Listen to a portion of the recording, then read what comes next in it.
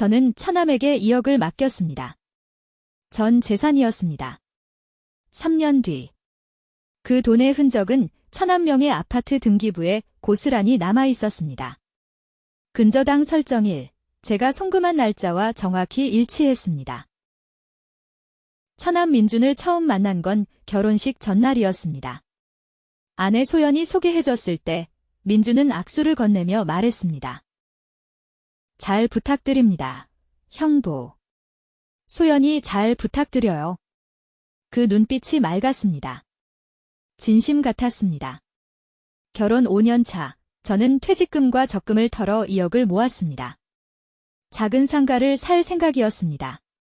그때 민준이 연락해왔습니다. 형부, 저 요즘 부동산 투자 공부 많이 했거든요. 형부 돈이랑 제 돈 합치면 좋은 물건 잡을 수 있어요. 저도 3천 넣을게요. 아내가 말했습니다. 민준이가 워낙 꼼꼼하잖아요. 믿어도 될 것 같은데요. 처남이 꼼꼼하다는 걸 저도 알고 있었습니다.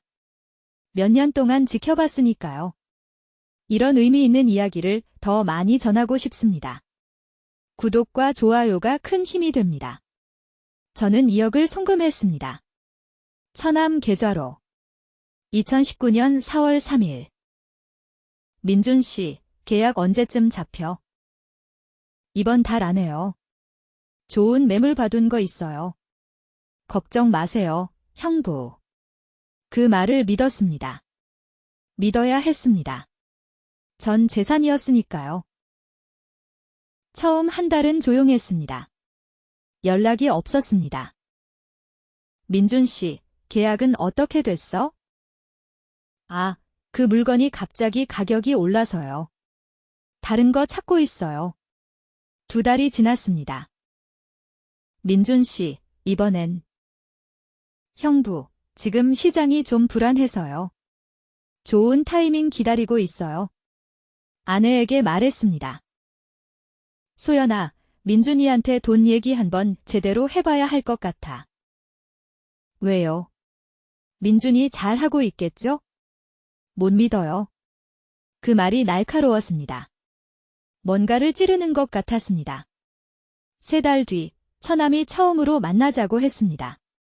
카페에서 마주 앉았을 때 그의 얼굴에 미안함 같은 건 없었습니다. 형부, 솔직히 말씀드릴게요. 그 돈으로 제가 대출 좀 끼고 아파트를 계약했어요. 뭐? 공동 명의로 하려다가 제 이름으로 먼저 해두면 세금이 덜 나온다고 해서요. 나중에 정리할게요. 숨이 막혔습니다. 아파트. 처남 이름으로. 집에 돌아오는 내내 손이 떨렸습니다. 아내에게 말했습니다. 소연아, 민준이가 내 돈 2억으로 아파트 샀대. 자기 이름으로. 그게 뭐요? 나중에 정리한다고 했잖아요. 나중이 언제야? 계약서도 없어. 공동명의 얘기는 말뿐이야. 오빠가 그럴 사람이 아니잖아요. 왜 그렇게 몰아붙여요? 아내가 처남 편이었습니다. 그걸 그때 처음 깨달았습니다.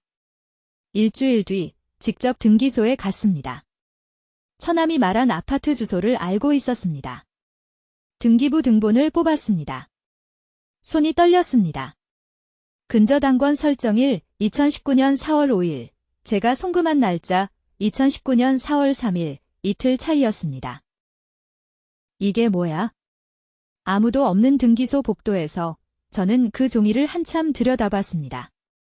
채권 최고액 2억 4천만 원째 돈으로 대출을 끼웠습니다.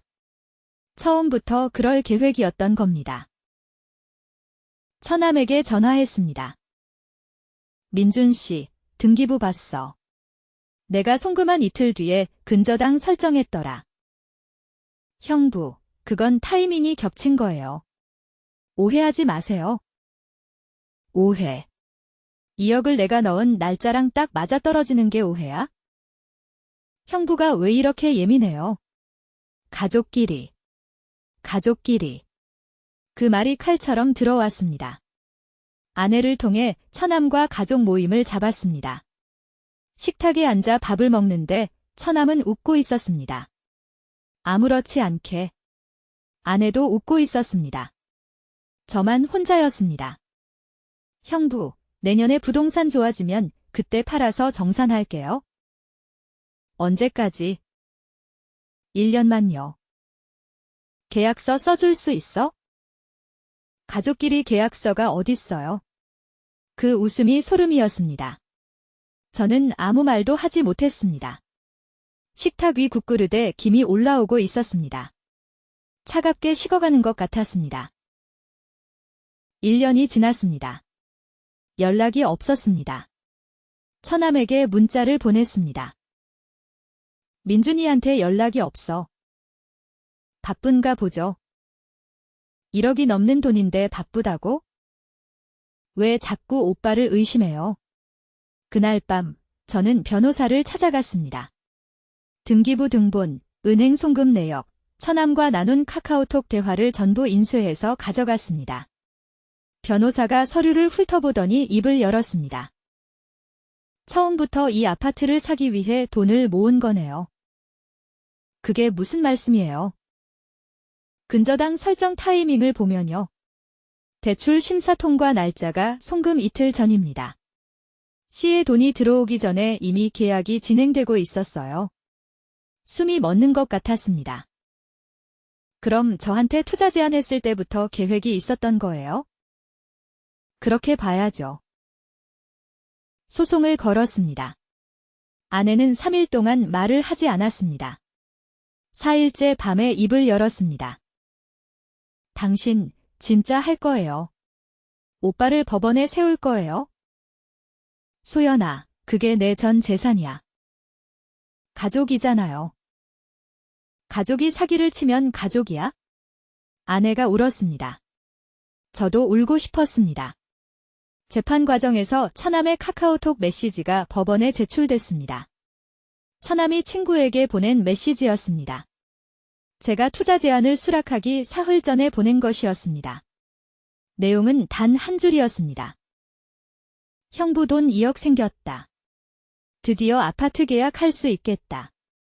법정에서 그 메시지가 낭독될 때 처남은 고개를 숙였습니다. 처음으로 변명이 없었습니다. 판결은 처남의 패소였습니다. 원금 2억의 이자까지 반환 명령이 떨어졌습니다. 그 아파트는 경매에 넘어갔습니다. 처남이 샀던 그 아파트가. 아내는 재판 내내 법정에 오지 않았습니다. 판결이 난 날 밤, 저는 오래된 통장을 꺼냈습니다. 2019년 4월 3일, 잔고가 0원이 된 날 그 페이지를 오래 들여다봤습니다. 아내가 방문을 두드렸습니다. 들어가도 돼요? 응. 그녀가 내 옆에 앉았습니다. 한동안 말이 없었습니다. 미안해요. 뭐가? 오빠 편든 것 당신이 옳았는데. 저는 아무 말도 하지 않았습니다. 창밖에 새벽빛이 들어오고 있었습니다. 오빠가 어떻게 그럴 수 있는지 아직도 모르겠어요. 나도 몰라. 돈은 돌아왔습니다. 시간이 걸렸지만 이자까지 붙어서. 처남과는 그 뒤로 연락이 없습니다. 아내와 저는 지금도 같이 삽니다. 매일 밥을 먹고 매일 잠을 자고. 다만 식탁에서 처남 이야기는 한 번도 꺼내지 않습니다. 서로 약속한 것도 아닌데 가족이라는 말이 지금도 가끔 무겁습니다.